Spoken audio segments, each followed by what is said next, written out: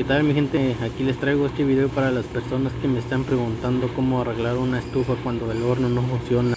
Nuevamente aquí ya le quité la lámina donde está el vinagre y también los voy a desconectarlo a corriente, a cerrar la llave del gas, acostarlo la estufa entre la pared para poder hacerle algo de que en la válvula con la ayuda de un alambre. No solo una vez, hay que hacerlo 2 o 3 veces para que se abran, porque están pegados. Si les gusta mi video, comienza, comparta, ánimo.